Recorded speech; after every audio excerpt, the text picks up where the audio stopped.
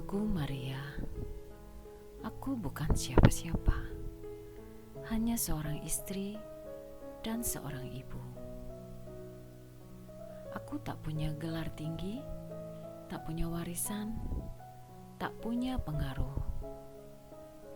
Tapi aku punya hati yang penuh cinta dan doa yang selalu aku panjatkan setiap malam untuk suamiku dan kedua anakku. Kupikir rumah tangga kami baik-baik saja. Setiap pagi aku siapkan sarapan. Setiap malam aku tunggu dia pulang. Kadang kami bertengkar kecil, tapi kupikir semua orang juga begitu.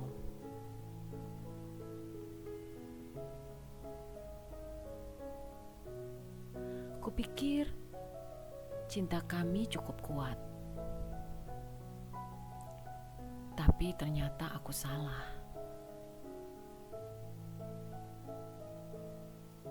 Tuhan itu baik bagi orang yang berharap kepadanya, bagi jiwa yang mencari Dia. Ratapan pasal 3 ayat 25.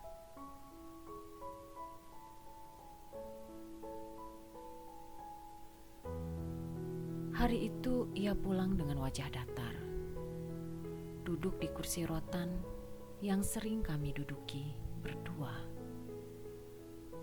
Tangannya menggenggam ponsel. Aku kira ia lelah,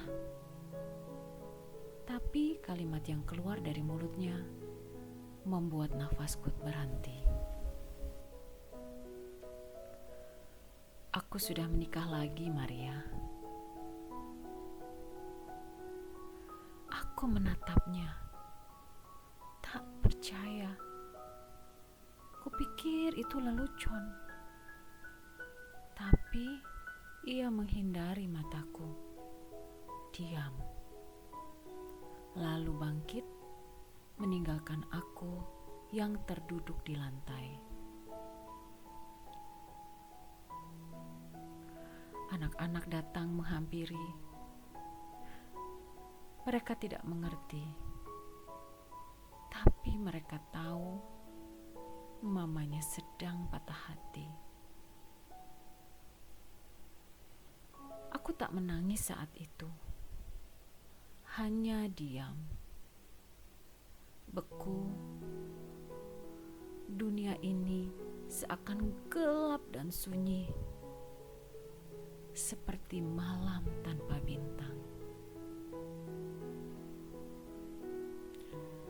Tuhan itu dekat kepada orang-orang yang patah hati, dan Ia menyelamatkan orang-orang yang remuk jiwanya.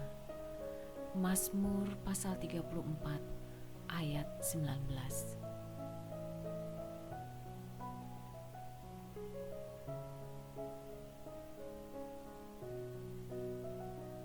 Malam itu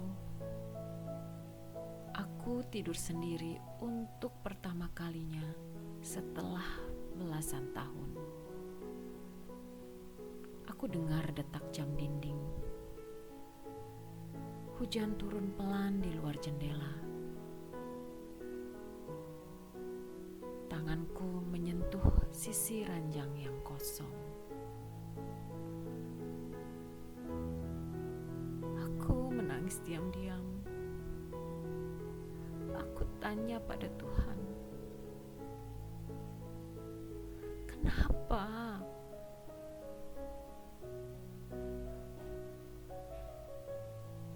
Apa aku kurang baik? Kenapa kau izinkan ini terjadi? Tapi tak ada suara yang kudengar. Hanya isakan yang terus terpendam dalam bantal.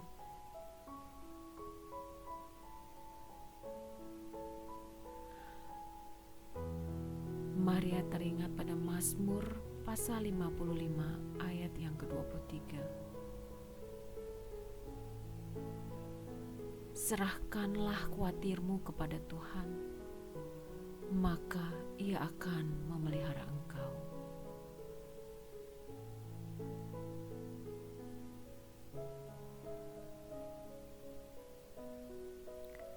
Besok paginya, anakku yang sulung bertanya,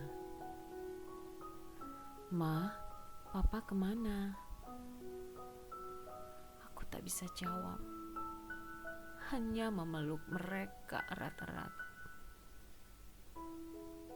Aku tahu, aku tak punya waktu untuk hancur terlalu lama.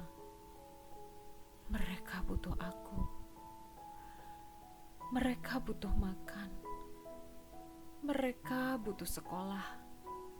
Mereka butuh ibu yang kuat. Meski sebenarnya aku sedang remuk. Aku putuskan, aku akan bekerja. Apa saja, asal halal. Asal bisa beli beras. Asal bisa bayar listrik. Aku akan lakukan.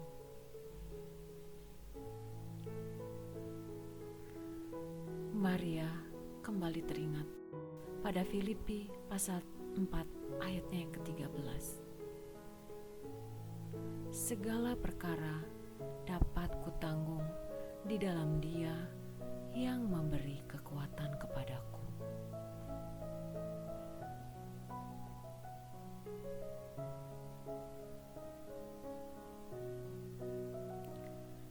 Aku coba melamar kerja jadi cleaning service.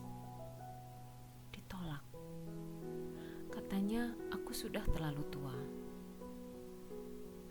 Aku minta bantu jual kue di pasar. Ada yang kasihan.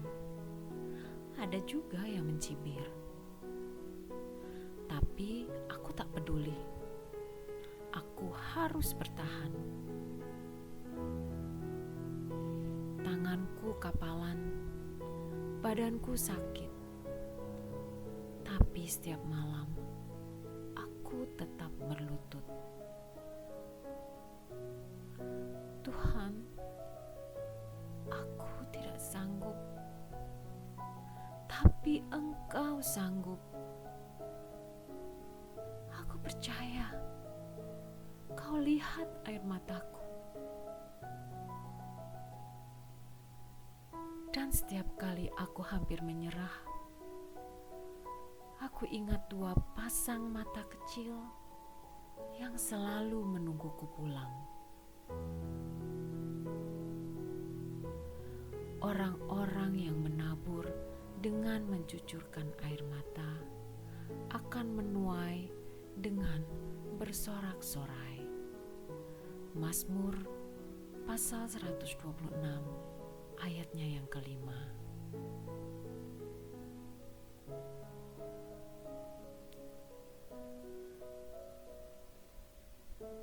Pernah suatu malam, aku tak punya apapun di dapur. Aku tak punya apapun di dapur. Hanya beras setengah gelas. Aku masak dengan air mata. Lalu tiba-tiba tetanggaku datang mengetuk.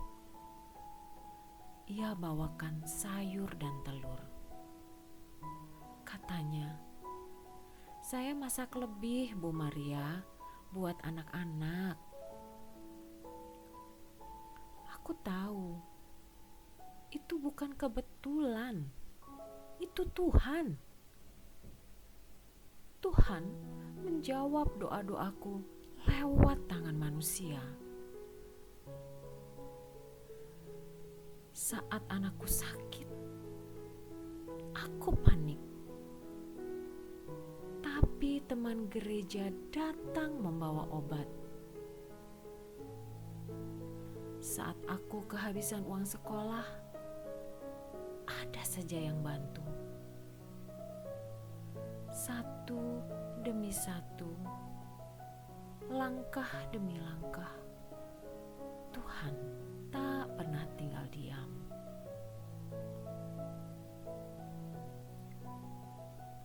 Mari Maria membaca Alkitab pada Filipi pasal 4 ayat ke-6. Janganlah kamu khawatir tentang apapun juga, tetapi nyatakanlah dalam segala hal keinginanmu kepada Allah dalam doa dan permohonan dengan ucapan syukur.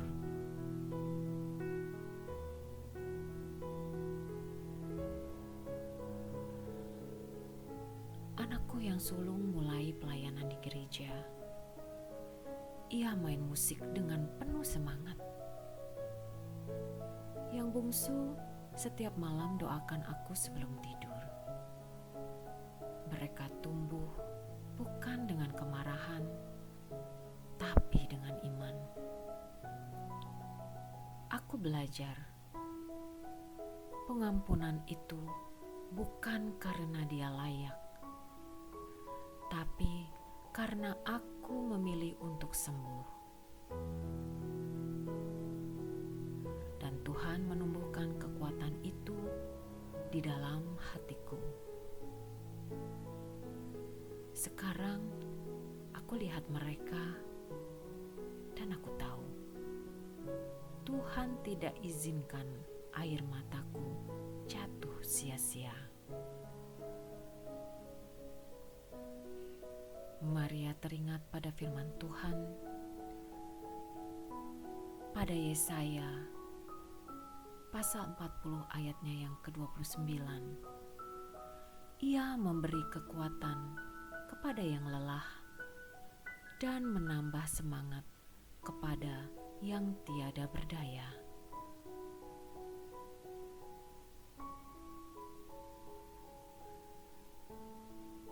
Aku, Maria, perempuan biasa,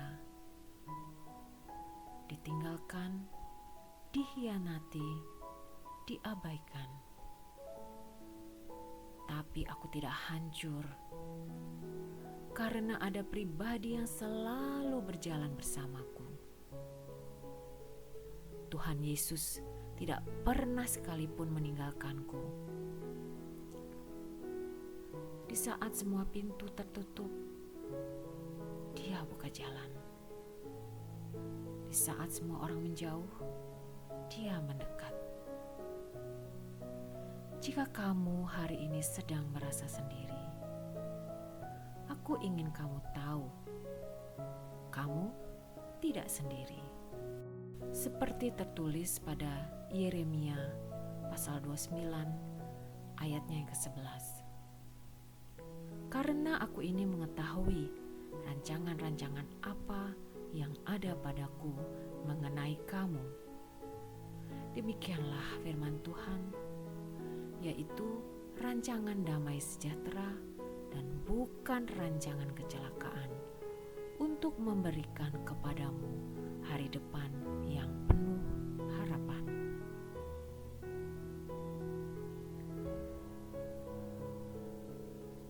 Tuhan itu dekat kepada orang yang patah hati. Dia menyelamatkan jiwa yang remuk. Sebab Dia Tuhan yang setia, dan kasih-Nya tidak pernah gagal. Dan aku, Maria, hari ini bisa berkata, aku tak pernah sendiri.